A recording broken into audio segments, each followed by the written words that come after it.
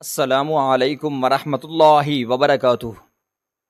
اس دن وہ بچی جب مجھے جھاڑیوں میں ملی اور جب میں نے اسے زمین سے اٹھا کر اپنے سینے سے لگایا، خود میں سمیٹا، تو مجھے یوں محسوس ہوا جیسے مجھے کوئی کھوئی ہوئی قیمتی چیز دوبارہ مل گئی ہو۔ وہ جذبات ایسے تھے جنہیں میں کوئی نام دینے سے قاصر تھی۔ میں کئی سالوں سے ممتا کے احساس کی تکمیل کے لیے تڑپ رہی تھی، اور آج خدا نے میرے اس احساس کی تکمیل کر دی تھی۔ اب وہ لڑکی ہی میری تمام امیدوں کا مرکز بن چکی تھی۔ اسے بھی میں اپنے ساتھ ہی لے آئی۔ پہلے بھی مجھے اس کام سے گھن آتی تھی، بھیگ مانگنے سے شدید نفرت تھی، اور اب جب سے یہ ننھی میرے ساتھ رہنے لگی تھی، تب سے تو مجھے اور بھی زیادہ اس کام سے گھن آنے لگی تھی۔ دل چاہتا تھا کہ دنیا جہان کی ساری خوشیاں اس بچی کے قدموں میں نچھاور کر دوں، اس کے لیے وہ سب کچھ کروں جو کبھی اپنے لیے نہ کر سکی۔ دیکھتے ہی دیکھتے وہ بچی 5 سال کی ہو گئی تھی۔ وہ اتنی حسین تھی کہ اسے ہاتھ لگانے سے بھی میلی ہونے کا ڈر لگتا۔ مجبوراً مجھے بھی اسے اسی دھندے پر لگانا پڑا۔ میرا مقصد یہی تھا کہ زیادہ سے زیادہ اور جلدی سے جلدی پیسے حاصل کر سکوں، تاکہ میں کوئی اور کام یا دھندا شروع کر سکوں، اس جھونپڑی اور ان فقیروں سے بہت دور چلی جاؤں اور نئے سرے سے اپنی زندگی کا آغاز کروں۔ اس لیے میں نے نوشابہ کو بھی اپنے ساتھ اس دھندے میں لگا لیا۔ اس کی معصوم خوبصورتی، بیدہ سفید چہرہ لوگوں کو اپنی جانب متوجہ کرتا تھا، اور وہ کئی ہرے پیسے اس کے ہاتھ میں تھمایا کرتے تھے۔ اب میں پچھلے کچھ دنوں سے یہ بات نوٹ کر رہی تھی کہ ہمارے پاس روزانہ ایک بند شیشوں والی گاڑی آ کر رکتی تھی۔ اس گاڑی کے شیشے کالے تھے۔ گاڑی کے اندر کون تھا میں دیکھنے سے قاصر تھی۔ وہ گاڑی کا شیشہ تھوڑا سا نیچے کرتا، نوشابہ کو اپنے پاس بلاتا، کتنی ہی دیر تک اسے دیکھتا رہتا اور پھر اس کے ہاتھ میں پیسے تھما دیتا۔ میں نہیں جانتی تھی کہ گاڑی کے اندر مرد تھا یا عورت، اور وہ اتنی دیر تک نوشابہ کو کیوں دیکھتا تھا۔ میں تو بس اس بات پر خوش تھی کہ اب میرے پاس دن بدن پیسے بڑی تعداد میں جمع ہونے لگے تھے، اور یوں بھی نوشابہ اتنی پیاری بچی تھی کہ میرے ذہن میں یہی آتا کہ جو کوئی بھی ہے اس کی خوبصورتی سے متاثر ہو کر اسے یوں دیکھتا رہتا ہے۔ مگر اس دن گاڑی کے شیشے نیچے ہوئے تو یہ دیکھ کر میں حیران رہ گئی کہ گاڑی میں ایک لڑکی بیٹھی تھی، بہت ہی خوبصورت سی لڑکی۔ اس لڑکی میں ایسی کوئی بات تھی جو مجھے چونکا رہی تھی۔ جب اس چونکنے والی بات کا مجھے احساس ہوا تو میرے رونگٹے کھڑے ہو گئے۔ اب میں کبھی اس بچی کو دیکھ رہی تھی تو کبھی اس لڑکی کی طرف۔ میں نے نوشابہ کو اٹھا کر وہاں سے بھاگ جانا چاہا، جب اس لڑکی نے گاڑی روک دی، کھڑکی کھول کر میرے پیچھے بھاگتی ہوئی آئی اور پھر اچانک میرے سامنے آ کر کھڑی ہو گئی، اور پھر جو حرکت اس نے کی وہ گایا میرے سینے سے دل نکال کر لے گئی، کیونکہ اس لڑکی نے میرا نام کلثوم ہے۔ میں نے آنکھیں کھولیں تو خود کو پشاور کے بھکاریوں کے خاندان میں پایا۔ بچپن میں جب میں بچوں کو اسکول جاتے دیکھتی تو میرے دل میں بھی یہ خواہش پیدا ہوتی کہ میں بھی اسکول جاؤں، میں بھی کتابوں کو اٹھا کر پڑھوں۔ جب میں اپنے ماں باپ کے سامنے اس خواہش کا اظہار کرتی تو وہ غصے ہو جاتے، اماں مجھے مارنے لگتی اور ابا زور زور سے چیخنے لگتا، یہ لڑکی ہمارا نام خراب کرے گی، اسے سمجھا دو۔ ہمارے قبیلے کی لڑکیاں پڑھائی نہیں کرتی، وہ کام دھندا کرتی ہیں، پیسے کما کر گھر میں لاتی ہیں، اور ویسے بھی یہ پڑھائی کیا دیتی ہے۔ لڑکیوں کا اس پڑھائی کرنے سے دماغ خراب ہو جاتا ہے، خود کو کچھ اور ہی سمجھنے لگتی ہیں۔ ابا اماں کی ایسی باتیں مجھے الجھا دیتی تھیں۔ میں بڑی حسرت سے اس کو اسکول جاتے بچوں کو دیکھتی رہتی۔ آس پاس کی سبھی لڑکیاں میری ہی طرح کے حالات کا شکار تھیں۔ ان کا بھی دل اس کو اسکول جانے کو کرتا، مگر جب وہ گھر سے مار کھاتی تو اپنی خواہش کو دفن کر دیتی، اور پھر وہ دوبارہ کبھی پڑھنے کی باتیں نہ کرتی، بلکہ خوشی خوشی اپنی ماں کے ساتھ باہر جاتی، اور شام کو واپس آتی تو ان کے پاس کافی سارے پیسے ہوتے۔ وہ خود بھی چیزیں خرید کر کھاتی اور مجھے بھی دیتی۔ میں حیران ہوتی کہ ان بچوں کے پاس اتنے پیسے کہاں سے آتے ہیں۔ ایک دن جب میں نے اماں سے سوال کیا تو اماں بولی، کیا تم بھی یہ پیسے کمانا چاہتی ہو؟ میں نے ہاں میں اپنا سر ہلا دیا۔ اماں بولی، کل سے تمہیں اپنے ساتھ ہی لے جاؤں گی۔ میں نہیں جانتی تھی کہ اماں مجھے کہاں پر لے جائے گی۔ میں تو بس بہت خوش تھی کہ اب میرے پاس بھی پیسے ہوں گے۔ مگر اگلے دن جب اماں مجھے ایک ٹریفک سگنل پر لے آئی اور کہا کہ میں لوگوں سے پیسے مانگوں، تو یہ بات مجھے بہت عجب لگی۔ میں بلا وجہ کسی کے سامنے ہاتھ کیسے پھیلا سکتی تھی؟ یہ بات مجھے بہت بری لگی۔ ایک بار پھر سے مجھے گھر میں مار پڑی۔ میں اس ماحول سے شوقی رہنے لگی۔ دل چاہنے لگا کہ یہاں سے کہیں دور بھاگ جاؤں۔ جیسے جیسے میں بڑی ہو رہی تھی اپنے ماں باپ سے بدظن ہوتی جا رہی تھی۔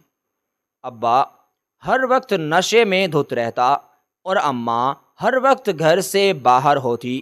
اب تو وہ میرے ساتھ بھی ضد کرنے لگی تھی کہ میں بھی اس کے ساتھ کام کاج کرنے کے لیے جایا کروں۔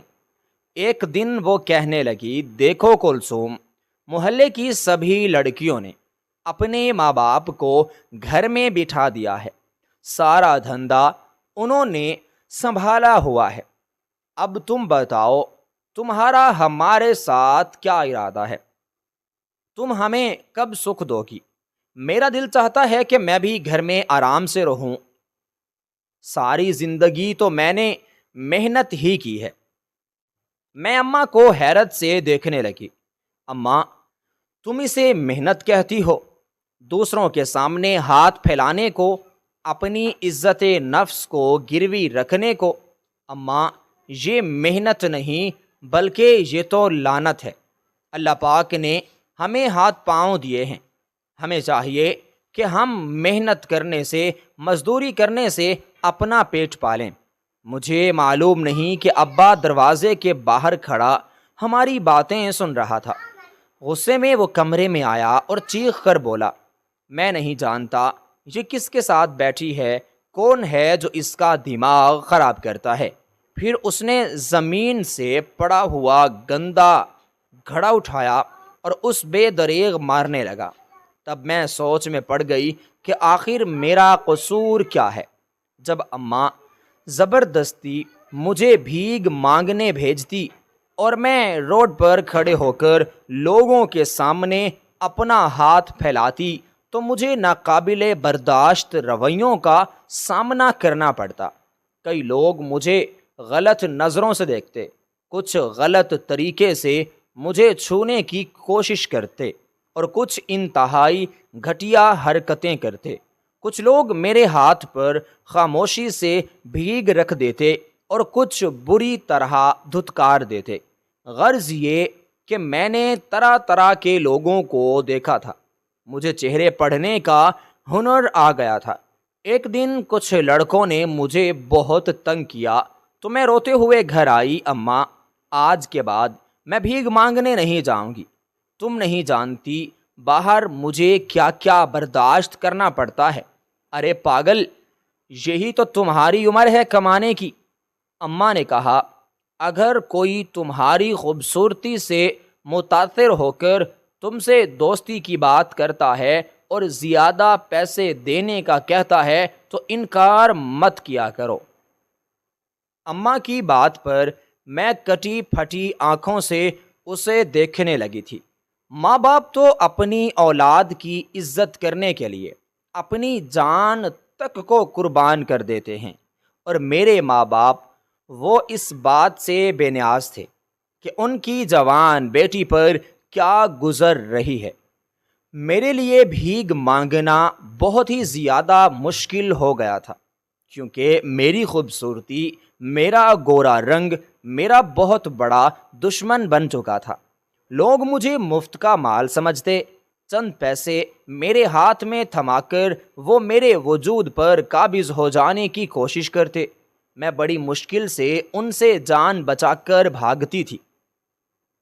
اب میرے ذہن میں ایک اور خیال آیا تھا۔ اتنا تو مجھے اندازہ ہو گیا تھا کہ اماں ابا کبھی بھی مجھے کام کرنے کی اجازت نہیں دیں گے، انہیں بس پیسوں سے مطلب ہے۔ اگر میں زیادہ پیسے لا کر دوں تو وہ اس بات پر خوش ہوں گے، انہیں اس بات کی فکر نہیں ہوگی کہ یہ پیسے میں کہاں سے لائی ہوں۔ اب میں نے 2-3 گھروں میں کام کاج کرنا شروع کر دیا تھا، گو کہ یہ پیسے تو کم تھے، اور ان پیسوں کو دیکھ کر اماں اپنا ناک بھی چڑھاتی۔ آج کل لوگوں کے دل کتنے تنگ ہو گئے ہیں، بھیک کے نام پر تھوڑے ہی پیسے دینے لگے ہیں، اور میں اماں کی ان ساری کی ساری باتوں کو خاموشی کے ساتھ سن جاتی۔ میرا دل یہ باتیں سن کر مطمئن ہو جاتا، کیونکہ اب میں محنت کر کے کما رہی تھی۔ یہ میری محنت کی کمائی تھی، میری حق حلال کی، اور مجھے اپنی محنت کی کمائی کا ایک ایک پیسہ بھی بہت قیمتی لگتا۔ ساتھ والی جھونپڑیوں میں ماحول ویسا ہی تھا جیسا میں بچپن سے دیکھتی آ رہی تھی۔ میرا ہم عمر لڑکیاں ہر قسم کی برائی میں ملوث تھیں، کئی لڑکیاں تو نشہ بھی کرنے لگی تھیں، مگر ان کے گھر والوں کو اس بات کی کوئی فکر نہیں تھی۔ انہیں بس ان نوٹوں کی فکر رہتی جو وہ لڑکیاں کما کر لاتی تھیں، اور وہ نوٹ کیسے کما رہی تھیں اس بارے میں کبھی ان کے ماں باپ نے بھی سوچنے کی زحمت گوارا نہ کی۔ ایک دن جب میں گھر آئی تو اماں بہت غصے میں تھی۔ انہوں نے مجھے چٹیاں سے پکڑ لیا۔ مجھے بتاؤ کہ تم کہاں جاتی ہو، کیا کرتی ہو؟ اماں کو میں نے زندگی میں پہلی بار اتنے غصے میں دیکھا تھا۔ میں اماں کا غصہ دیکھ کر رونے لگی۔ اماں، میرے بال چھوڑو، مجھے درد ہو رہا ہے۔ پہلے یہ بتاؤ کہ تم کہاں پر گئی تھی۔ میں نے روتے ہوئے اماں کو ساری بات بتائی۔ اماں، میں کچھ بھی غلط نہیں کر رہی، میں محنت کر کے مشقت کر کے کما رہی ہوں، آپ کی قسم۔ سوچو کہ میں کسی غلط جگہ پر جا رہی ہوں، میں تو لوگوں کے گھروں میں کام کرتی ہوں۔ اماں نے مجھے پے در پہ تھپڑ مارنے شروع کر دیے۔ تم نے ہماری ناک پر کالک مل دی ہے، ہماری عزت کو مٹی میں ملا دیا ہے۔ ہماری 7 پشتوں میں کبھی کسی نے یہ کام نہیں کیا جو تم نے کیا ہے۔ ہم بھکاری ہیں، 7 پشتوں سے بھیک مانگتے آئے ہیں۔ یہی ہمارا پیشہ ہے، یہی ہمارا کاروبار ہے، اور یہی ہمارا کام ہے۔ تمہاری میں جلد ہی شادی کر دینے والی ہوں، اور وہ بھی کسی ایسے ہی بھکاری کے ساتھ۔ اس لیے بہتر یہی ہے کہ تم اپنے آپ کو قابو میں کر لو، اپنی عادتوں کو بدل لو، خود کو سمجھا لو کہ تم اس ماحول سے نکل کر کہیں پر بھی نہیں جا سکتی۔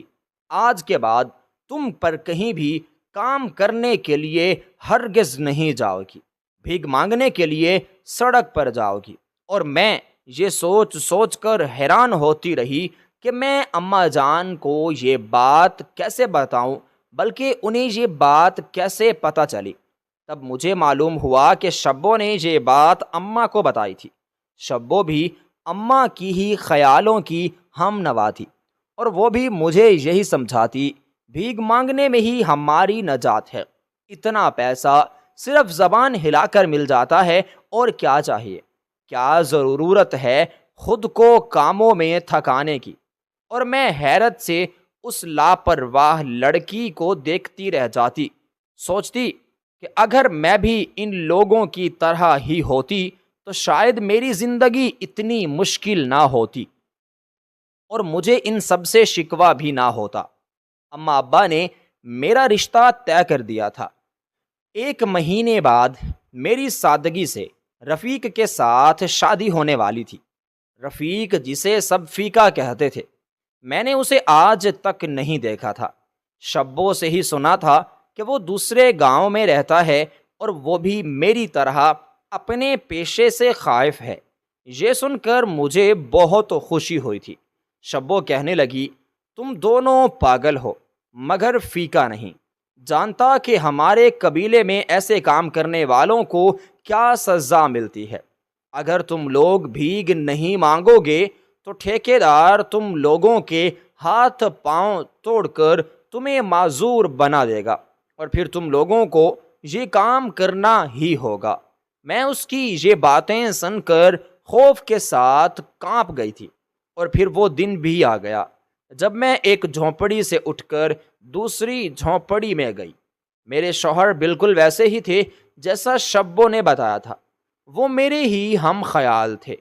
شادی میں خوشی تھی کہ اب میرا شوہر میرے ساتھ زبردستی نہیں کرے گا، وہ مجھے بھیگ مانگنے پر مجبور نہیں کرے گا۔ مگر جب میں کافی دن تک بھیگ مانگنے کے لیے نہیں گئی تو آس پاس کے بھکاری ہماری جھونپڑی میں آ گئے۔ کیا بات ہے، اتنے دن ہو گئے ہیں ابھی تک کلثوم دھندے پر نہیں آئی۔ یہ کچھ دنوں تک دھندے پر آ جائے گی، اس کی طبیعت کچھ ٹھیک نہیں تھی، اس لیے میں نے اسے کہہ دیا کہ تم جھونپڑی میں رہ کر سکون کرو، آرام کرو۔ مگر وہ لوگ تو لڑنے پر اتر آئے۔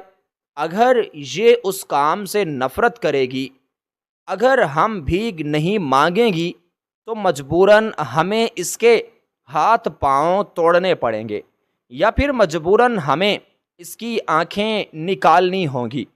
پھر یہی سلوک تمہارے ساتھ کرنا ہوگا اور پھر تو اسے یہ کام کرنا ہی ہوگا۔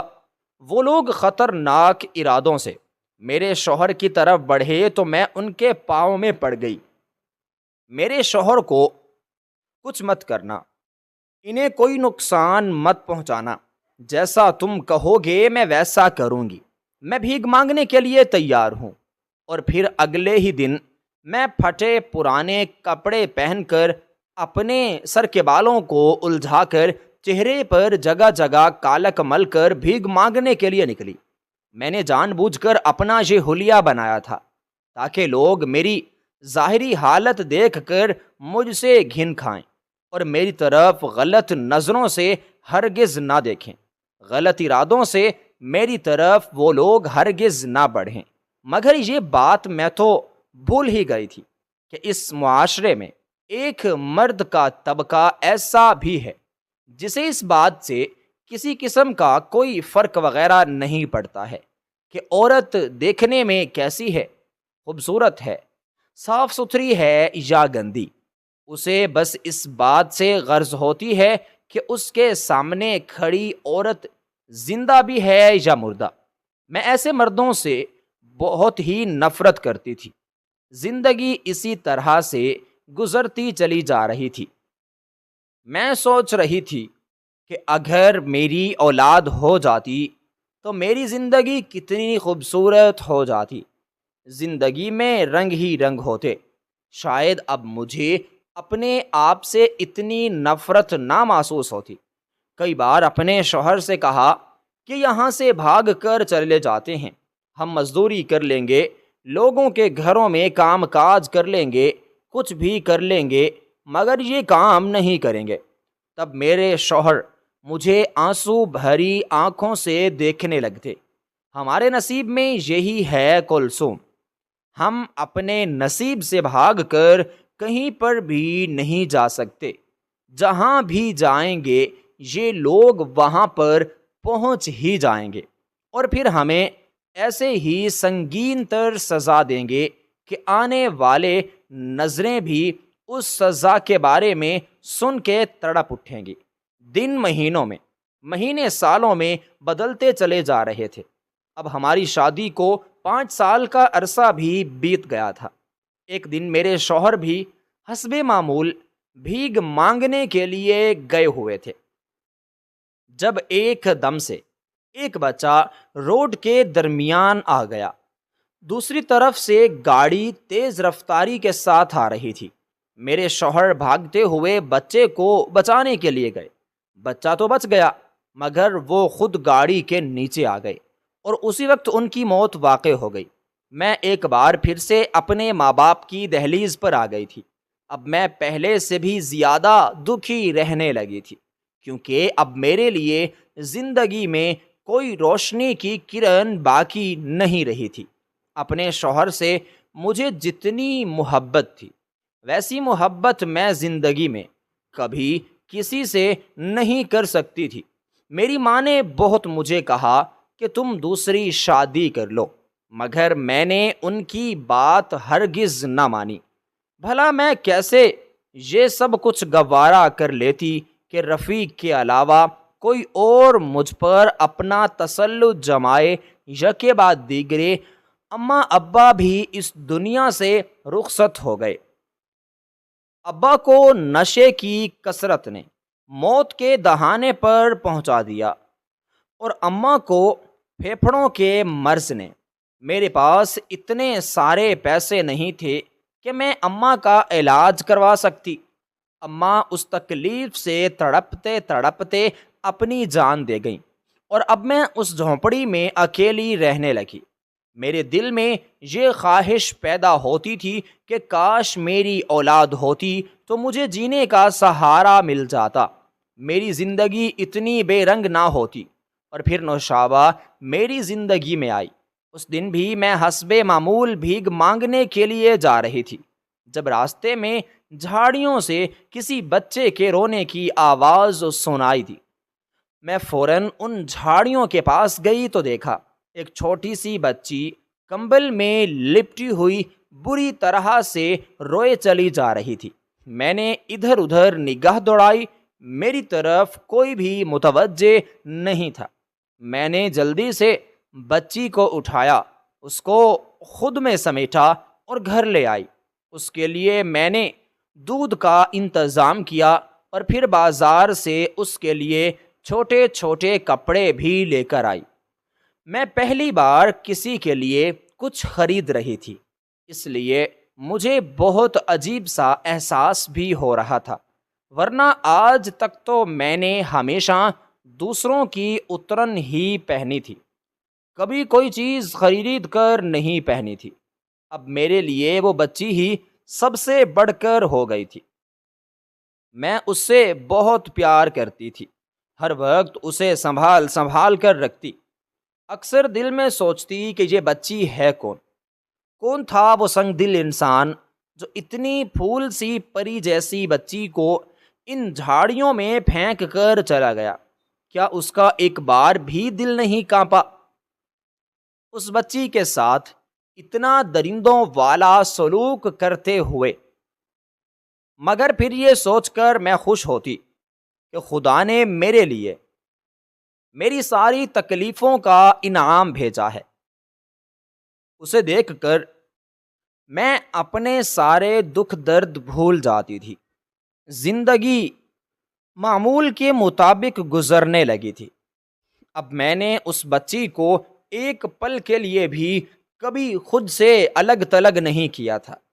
بھیگ مانگنے کے لیے جاتی تو وہ بچی میرے ساتھ ہی ہوتی تھی، اور پھر جب وہ 5 سال کی ہوئی تو تب میں نے سوچا کہ اسے بھی اپنے ساتھ اس کام کاج کرنے پر لگا دوں۔ ایک بار پھر میرا دل ضرور کانپا تھا، نہیں، مجھے اس پھول سی بچی کو اس کام پر نہیں لگانا چاہیے۔ مگر پھر میں نے اپنے ضمیر کو یہ سوچ کر ڈپٹ کر سلا دیا کہ جتنے جلدی پیسے ہوں گے ہم یہاں سے دور چلے جائیں گے، اپنی زندگی شروع کر لیں گے۔ اپنی بچی کو میں پڑھاؤں گی، اسے اسکول بھیجوں گی۔ جو کام میں نہیں کر سکی، جو خواہشیں میری رہ گئی تھیں، وہ سب میں اپنی بچی کی تکمیل کرواؤں گی۔ اسے اپنے ساتھ لاتے ہوئے آج مجھے تیسرا دن تھا جب وہ کالے رنگ کی گاڑی میرے پاس آ کر رکی۔ میں نے اس بات پر زیادہ تر توجہ نہیں دی تھی۔ یوں بھی کئی لوگ اس بچی کو دیکھ کر رک سے جایا کرتے تھے۔ اس کا حسین چہرہ بہت لوگوں کو اپنی طرف متوجہ کر دیتا، اور میں سوچتی کہ اگر بڑی ہو کر بھی وہ ایسے ہی خوبصورتی کی مالک ہوئی تو تب میرے لیے اس کی حفاظت کرنا بہت مشکل ہو جائے گا۔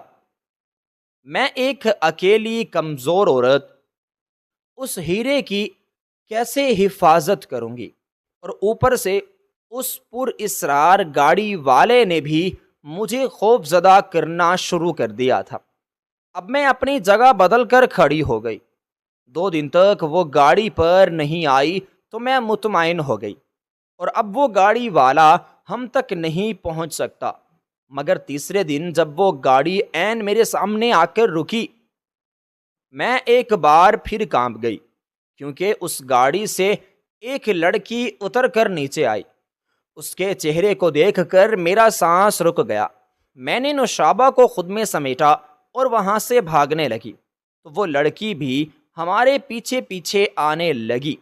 رک جاؤ، مجھے تم سے بہت ضروری بات کرنی ہے، اس بچی کے بارے میں بات کرنی ہے۔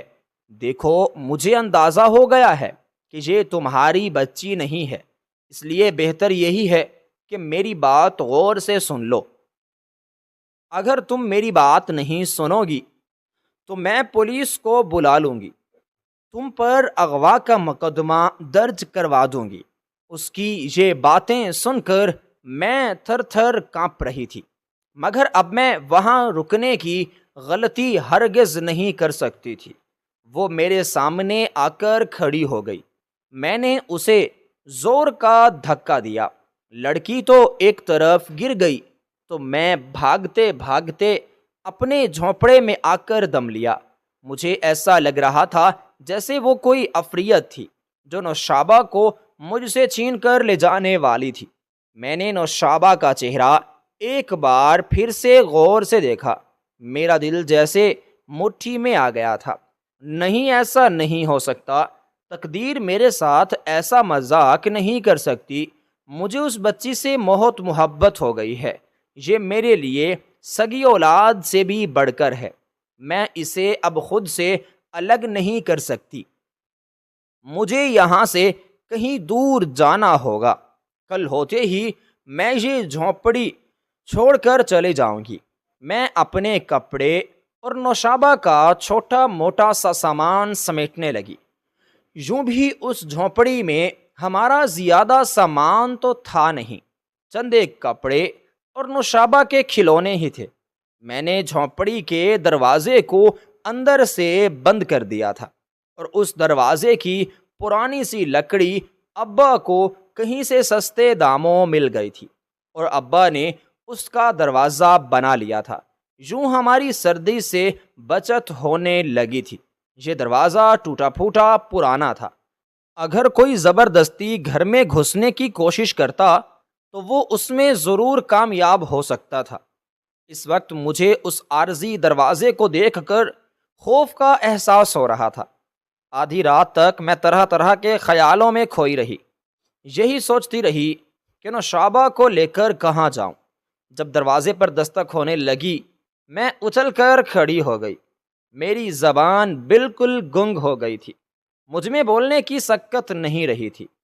باہر سے کسی لڑکی کی آواز آئی، دروازہ کھولو، تمہارے ساتھ مجھے بہت ضروری بات کرنی ہے۔ اب میں نے اس آواز کو صاف صاف پہچان لیا۔ یہ اسی لڑکی کی آواز تھی جو آج مجھے ملی تھی، اور جس نے نوشابہ کو مجھ سے چھیننے کی کوشش بھی کی تھی۔ اب تو میں خوف سے تھر تھر کانپنے لگی۔ تو جو کوئی بھی ہو، یہاں سے چلی جاؤ، مگر تم سے کوئی بات چیت نہیں کرنی۔ دیکھو لڑکی، اگر تم ایسے ہی دروازہ نہیں کھولو گی تو میں اس دروازے کو توڑ دوں گی۔ میں جانتی ہوں کہ دروازہ عارضی ہے اور اسے توڑنا اتنا مشکل کام نہیں ہے۔ اگر تم نے مجھے زیادہ تنگ کیا تو میں پولیس کو بلا لوں گی، اور اگر تم پر میں نے اغوا کا مقدمہ درج کروا دیا تو تب تم کیا کرو گی؟ جانتی تو ہو کہ پولیس والے کیسے ہوتے ہیں۔ جب اس نے مجھے صاف طور پر دھمکایا تو میں دروازہ کھولنے پر تیار ہو گئی۔ اس لڑکی سے کچھ بھی بعید نہیں تھا۔ اگر وہ سچ میں پولیس کو بلا لیتی تو یہاں سب لوگ یہ بات جانتے تھے کہ یہ میری سگی اولاد نہیں ہے، اور یہ بھی کہ اب اگر پولیس والے مجھ پر کوئی بھی الزام لگا دیتے تو یہاں پر کون تھا جو میری گواہی دیتا؟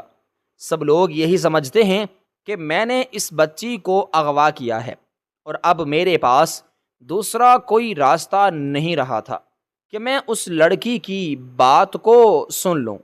دروازہ کھولا تو وہ بے تابی کے ساتھ اندر آئی، اور پھر وہ سوئی ہوئی نوشابہ کو اٹھا کر چٹاخ چٹاخ اس کے گالوں کو چومنے لگی۔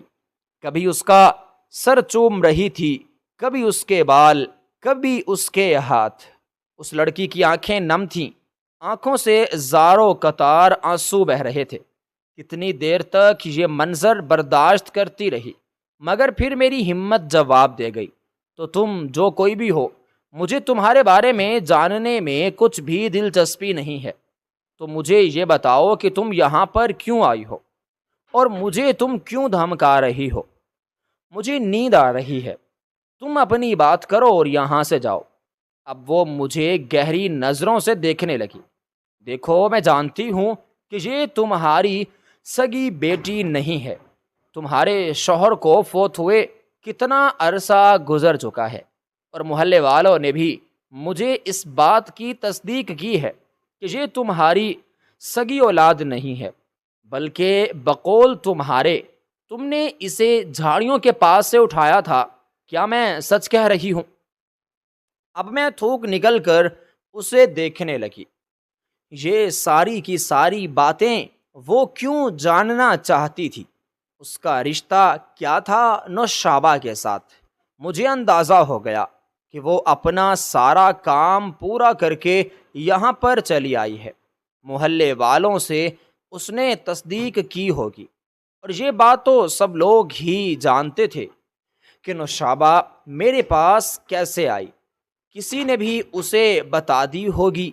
یہ بات مجھے خاموش دیکھ کر وہ مجھے پھر بولنے پر مجبور کرنے لگی۔ دیکھو، میں تمہارے منہ سے سب کچھ سننا چاہتی ہوں۔ مجھے بتاؤ کہ تمہیں یہ بچی کب اور کہاں سے ملی؟ اب میرے پاس سچ بولنے کے علاوہ کوئی چارہ نہیں رہا تھا۔ میں نے ساری بات اسے بتائی تو وہ ایک بار پھر سے پھوٹ پھوٹ کر رونے لگی۔ روتے روتے اس کی ہچکیاں بند گئیں۔ اب مجھے اس پر ترس آنے لگا۔ میں اپنی جگہ سے اٹھی اور ایک گلاس میں پانی لا کر اس کے ہاتھ میں تھما دیا، تو وہ غٹاغٹ سارا پانی کا گلاس چڑھا گئی۔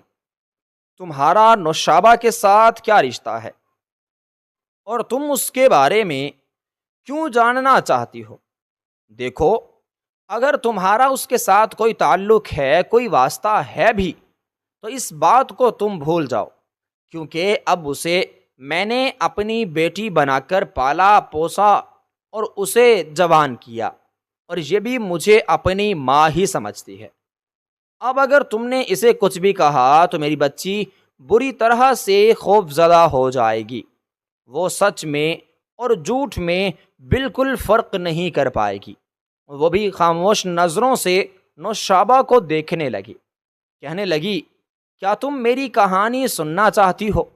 میں نے ہاں میں سر ہلا دیا، اور وہ جیسے دور آسمانوں میں کہیں کھو گئی۔ کہنے لگی، میں نے ایک غریب گھرانے میں آنکھ کھولی تھی۔ میرے ماں باپ محنت مشقت کر کے زندگی کو گزارنے کے عادی تھے۔ ابا ایک سرکاری محکمے میں کلرک تھے۔ مہنگائی کے اس زمانے میں اتنی قلیل تنخواہ میں گزارا کرنا مشکل تھا، اسی لیے اماں لوگوں کے کپڑے سی سی کر گزارا کرنے لگیں۔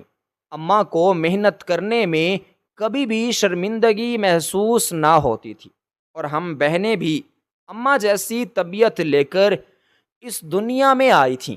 میں اس وقت کالج میں تھی۔ جب گھر واپس آتی تو اماں کا ہاتھ بٹھاتی۔ میرے ہاتھ میں بھی اچھی خاصی صفائی آ گئی تھی۔ ایک دن جب میں کالج سے واپس آ رہی تھی تب رمیز کی مجھ پر نظر پڑ گئی۔ وہ مجھے دیکھتے ہی مجھ پر عاشق ہو گیا۔ رمیز ایک کھاتے پیتے اور ذمہ دار گھرانے سے تعلق رکھنے والا لڑکا تھا۔ اس کے ابو ایک بزنس مین تھے۔ انہیں فوت ہوئے 6 ماہ کا عرصہ بیت گیا تھا اور اب رمیز ان کا بزنس سنبھالتا تھا۔ رمیز کی ماں ایک نفسیاتی عورت تھی۔ مجھے پہل اس بات کا اندازہ نہیں تھا۔ رمیز نے میرا راستہ روکنا شروع کر دیا، مجھ سے اپنی پسندیدگی کا اظہار کرنے لگا۔ تو ایک دن تنگ آ کر میں نے اسے کہہ دیا، اگر مجھ سے اتنی محبت ہے تو شادی کر لو، اپنے ماں باپ کو میرے گھر لے جاؤ اور مجھے اپنے گھر لے جاؤ، ورنہ میرے راستے میں آ کر مجھے تنگ مت کرو، میری ذات کا تماشا تم مت بناؤ۔ رمیز نے میری بات کو سنجیدگی سے لے لیا اور پھر اگلے ہی دن وہ اپنی ماں کو لے کر ہمارے گھر پر آ گیا۔ میرے امی ابو اتنا بڑے لوگوں کو دیکھ کر حیران سے رہ گئے تھے۔ انہیں تو اس بات کا بالکل یقین ہی نہیں آ رہا تھا کہ میرا اتنے چغرانے سے رشتہ آ سکتا ہے۔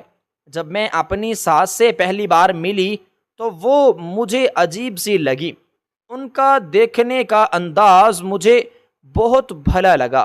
ان کی آنکھیں جیسے ایکس رے کر رہی ہوں۔ پہل تو میں نے ان کی عادتوں کو نظر انداز کر دیا۔ امی ابو کو رمیز بہت پسند آیا۔ انہوں نے بغیر سوچے سمجھے، بغیر چاند دیکھے شادی کے لیے ہاں بھی کر دی۔ رمیز نے جہیز لینے سے انکار کر دیا تھا۔ وہ جلد سے جلد مجھے اپنے گھر پر لے جانا چاہتا تھا اور پھر 1 مہینے بعد ہی میں سادگی سے رخصت ہو کر رمیز کے گھر آ گئی۔ اگلے دن انہوں نے دھوم دھام سے ولیمہ کیا۔ شادی کے کچھ دن بعد ہی میری ساس کو عجیب و غریب فطرت کھل کر سامنے آ گئی۔ وہ ایک نفسیاتی اور وہمی قسم کی عورت تھی، جو جعلی پیروں فقیروں پر یقین رکھنے والی عورت تھی۔ دم درود کرانے پر اصرار کرتی۔ اگر گھر میں ذرا سا بھی کوئی بیمار ہو جاتا یا اسے چھینک بھی آتی تو کہتی کہ میرے دشمنوں نے مجھ پر جادو کروا رکھا ہے۔ بات بات پر وہ مجھے جادو ٹونے اور اپنے شریکوں کو کوسنے لگتی۔ میں ان کی باتوں سے سخت جھنجھلا گئی تھی۔ وہ مجھے بھی شکی نظروں سے دیکھتے، جیسے میں بھی ان کے دشمنوں کے ساتھ ملی ہوئی ہوں اور ان پر جادو ٹونے کروانے والی ہوں۔ جب میں ان کے رویے کی شکایت اپنے شوہر سے کرتی تو وہ مجھے صبر کرنے کی تلقین کرتے۔ دیکھو، امی کی طبیعت ایسی ہی ہے، وہ شروع سے ایسی ہی عادات کی مالک ہیں، اب انہیں ایک دم سے بدلا نہیں جا سکتا، اور اگر میں نے ایک دم سے تمہاری سائیڈ لینا شروع کر دی تو وہ یہی سمجھیں گی کہ میں ان کے ہاتھ سے نکل گیا ہوں، تب بھی مسئلہ تمہیں ہی ہوگا۔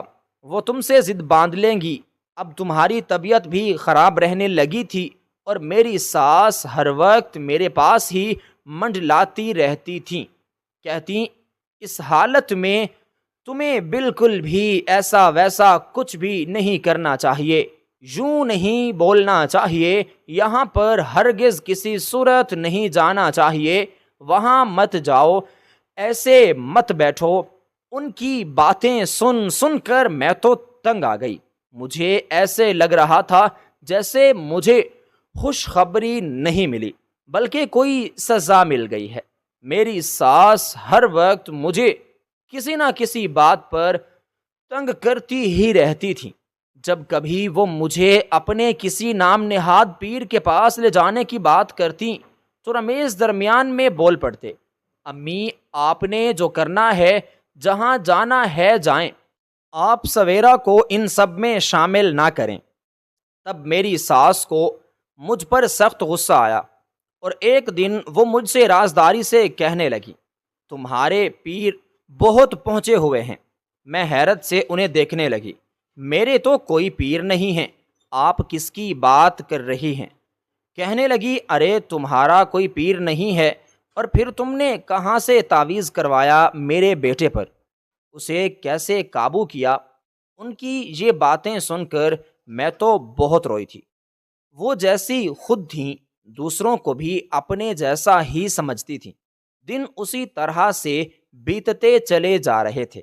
بار بار میری ساس مجھ سے کہتی، تم الٹرا ساؤنڈ کرواؤ، مجھے بتاؤ کہ ڈاکٹر نے تمہیں بیٹا بتایا ہے یا بیٹی بتائی ہے، اور تب میں جھنجھلا کر کہتی، پہلی اولاد ہے، اللہ بیٹے سے نوازے یا بیٹی سے، اس بات پر ہم لوگوں کو آخر کیا فرق پڑ سکتا ہے؟ بیٹیاں رحمت ہوتی ہیں تو بیٹے نعمت۔ میں نہیں جانتی تھی کہ ان کے دماغ میں آخر کیا چل رہا ہے، اور پھر جب ڈاکٹر نے مجھے بتایا کہ میرے جڑوا بچے ہیں تو میں بہت خوش ہوئی تھی۔ میرے شوہر بھی یہ سن کر خوشی سے پاگل ہونے لگے تھے۔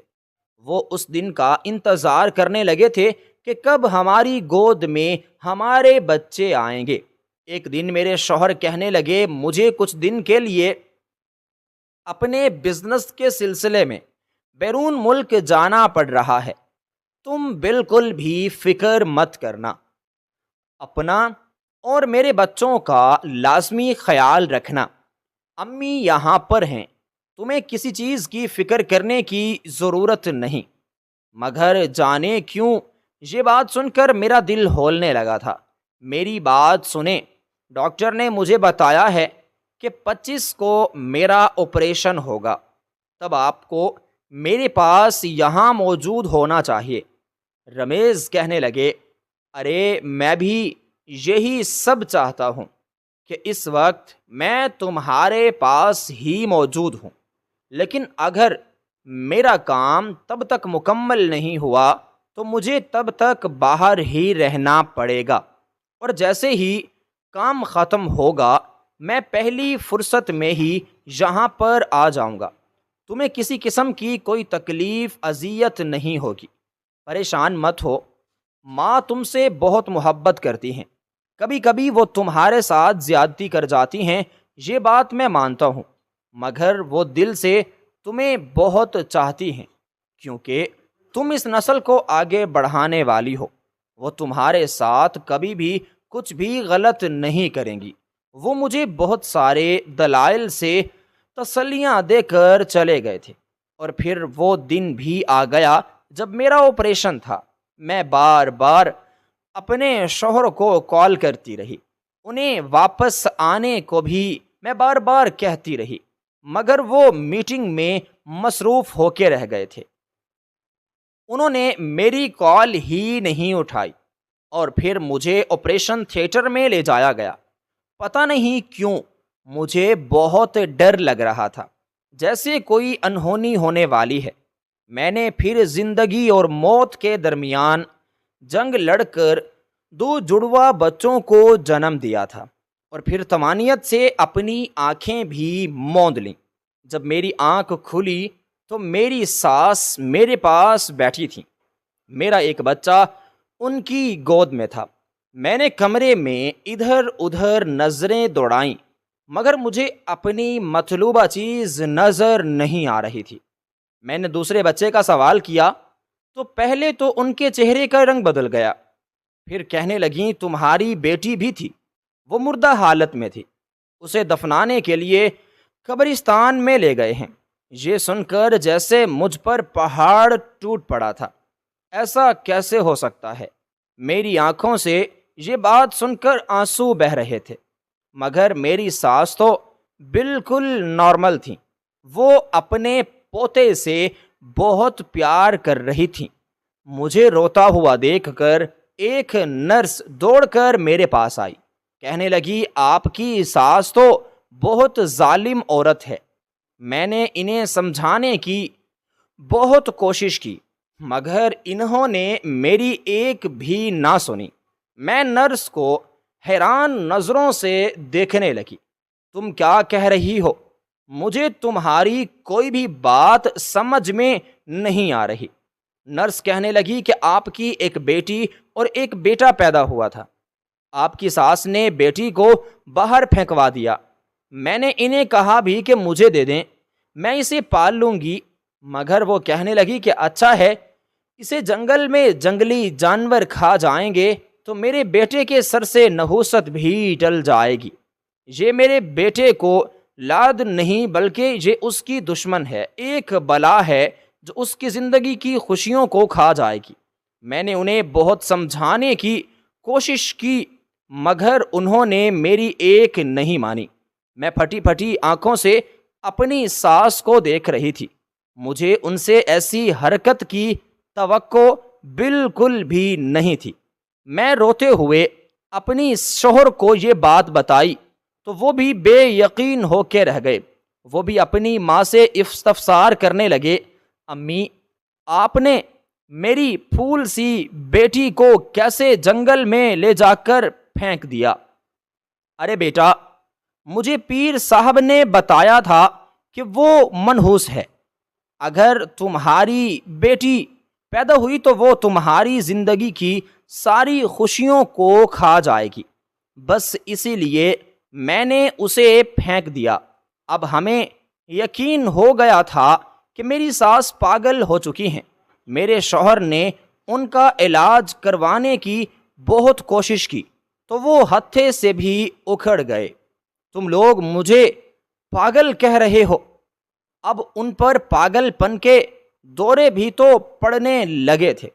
ایک طرف ہم اپنی ساس کی بیماری کو چھیڑ رہے تھے تو دوسری طرف اپنی بیٹی کو ڈھونڈ رہے تھے۔ نرس اور ڈاکٹرز نے مجھے یہ بتایا کہ وہ دونوں بہن بھائی ایک جیسے تھے۔ میں جب بھی اپنے بیٹے کو دیکھتی تو بیٹی کی یاد آنے لگتی اور میں پھول کر رو پڑتی۔ پھر اس دن جب میں نے سڑک پر اپنی بچی کو دیکھا تو میری آنکھیں حیرت سے پھٹی کی پھٹی رہ گئیں، کیونکہ وہ ہو بہو شاہجہان جیسی تھی، بالکل اپنے بھائی کے جیسی۔ ان دونوں نے میرے اور اپنے والد کے نقوش چرائے ہیں۔ یہ میری بیٹی ہے، میرا خون ہے، اس میں مجھے اپنی خوشبو آ رہی تھی۔ میں کیسے نہ اپنی بچی کو پہچانتی۔ اب تم بتاؤ، کیا ابھی بھی تم اس بات پر اقرار کرو گی کہ یہ تمہاری ہی بچی ہے؟ اور کیا تم ایک دکھی ماں کو دکھ نہیں دو گی؟ میری آنکھوں سے بھی زارو قطار آنسو بہ رہے تھے۔ مجھے نہیں پتا تھا کہ آپ اتنی تکلیف سے، اذیت سے گزر رہی ہیں۔ میں اپنی بچی کو آپ لے جائیں، میں اب اس پر حق نہیں جتاؤں گی۔ اور آپ کی ساس، کیا وہ دوبارہ اس سے کوئی نقصان پہنچانے کی کوشش نہیں کرے گی؟ میری ساس کا پچھلے سال ہی انتقال ہو چکا ہے، اب وہ ہماری زندگی میں نہیں رہی۔ اب میری بچی کو کسی کو کوئی خطرہ نہیں ہے۔ میرے شوہر کو بھی جب پتہ چلے گا ہماری بچی واپس مل گئی ہے تو وہ بہت خوش ہوں گے، اور تم بھی میرے ساتھ چلو۔ تم اکیلی یہاں پر کیا کرو گی؟ کب تک یہاں پر بھیک مانگتی رہو گی؟ کوئی محنت کر لو، کوئی مشقت کر لو، اچھا کام کر لو، یا پھر کسی کے ساتھ شادی کر لو، اپنی زندگی سنوار لو بیوی۔ میں پیشہ ور بھکاری ہوں، مجھے یہاں سے کہیں پر بھی جانے کی اجازت نہیں ہے۔ جہاں بھی جاؤں گی یہ لوگ مجھ تک پہنچ جائیں گے۔ تب وہ بالکل خاموش ہو گئی، کہنے لگی، میں اپنے شوہر سے بات کروں گی، وہ اس مسئلے کا کوئی نہ کوئی حل نکالیں گے۔ وہ نوشابہ کو اپنے ساتھ لے گئی تھی، اور مجھے لگا جیسے اس چھوپڑی سی جھوٹی چھوپڑی سے ساری روشنی وہ اپنے ساتھ لے گئی ہو۔ میں نوشابہ کو یاد کر کے بہت روتی تھی۔ ایک دن وہ میرے پاس آئی، کہنے لگی، میرے شوہر نے فیصلہ کیا ہے کہ ہم تمہیں پاکستان بھجوا دیں، وہاں پر تمہارے قبیلے کے لوگ تمہیں کسی قسم کا کوئی نقصان نہیں پہنچائیں گے، نہ تمہیں ڈھونڈ پائیں گے۔ وہاں تم اپنی مرضی سے زندگی گزارنا، اگر شادی کرنا چاہتے ہو تو کر لینا، اور ہم لوگ بھی وہاں پر ہی شفٹ ہو رہے ہیں. تم اگر چاہو تو ہمارے ساتھ ہی رہ سکتی ہو. اور پھر سب کچھ عنایتاً ہو گیا تھا. ان لوگوں نے خود ہی میرے لیے ساری کی ساری تیاریاں کیں. مجھے اپنے ساتھ لے گئے. میں اس گھر میں ہی ملازمت کرنے لگی. سارا دن میں گھر کے کام کاج کرتی رہتی اور نوشابہ کو بھی نظریں بھر کر دیکھتی رہتی. اب میں تو اس سے پیار کرنے سے بھی ڈرتی تھی. کہیں بیگم صاحبہ کو اس بات پر غصہ نہ آ جائے کہیں میں ان کی بچی سے کیوں پیار کر رہی ہوں. اب مجھے یہاں پر کسی سے کوئی خطرہ نہیں تھا. یہاں پر میرے قبیلے کا کوئی بھی آدمی مجھ تک نہیں پہنچ سکتا تھا. بیگم صاحبہ کے کہنے پر میں نے ان کے ڈرائیور سے شادی کر لی تھی اور ہم دونوں اسی گھر کی ٹیکسی میں انیکسی میں رہنے لگے تھے. اب خدا نے مجھے اپنی بھی ایک گڑیا سی بیٹی عطا کر دی تھی، مگر ابھی بھی میرے دل میں نوشابہ کے لیے محبت ویسے ہی تھی جیسی پہلے دن سے تھی. میں ابھی بھی اس سے پیار کرتی تھی.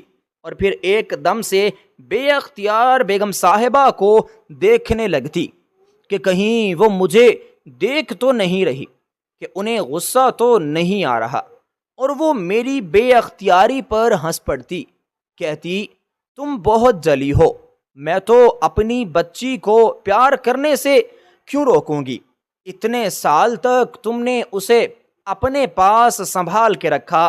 تمہارا بھی میری بیٹی پر حق بنتا ہے.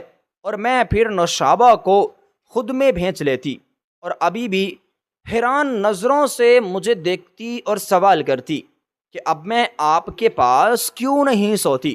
آپ اب مجھ سے پہلے کی طرح پیار کیوں نہیں کرتی؟ میں نئی ماما کے پاس اب کیوں رہتی ہوں؟ اور پھر آہستہ آہستہ جب وہ بڑی ہوئی تو وہ سب سمجھ لے گئی. مجھے لگا تھا کہ بڑی ہونے کے بعد وہ مجھ سے نفرت کرے گی میری حقیقت کو جان کر، مگر اس کی محبت اور عقیدت میں اضافہ ہو گیا تھا.